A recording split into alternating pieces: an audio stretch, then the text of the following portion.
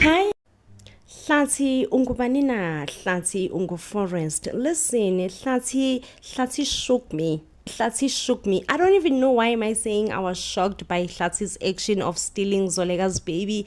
This man has been embarrassing himself ever since the beginning of this season of Inimba. Like, he has been making sure that he embarrasses himself. But listen, this time around, I did not see it coming. Yep, Hlathi stole Zolega's baby. And you could tell that he himself, he was in panic mode. You know, he stole the baby started to cry, he's panicking. And I feel like at some point he realizes what he has done is wrong. What he has done is out of character, definitely out of character.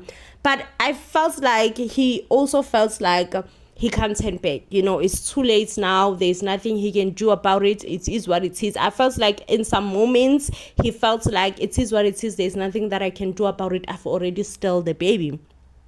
You know?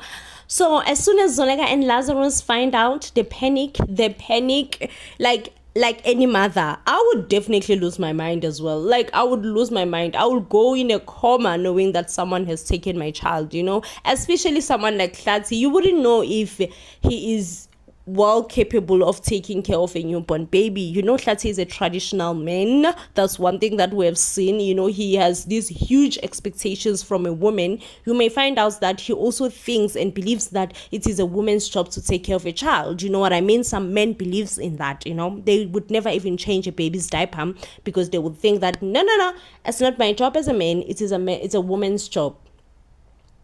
So, listen, I'm thinking that maybe he's gonna leave town. Maybe we're gonna see him going to an airport. You know what I mean? No. You know.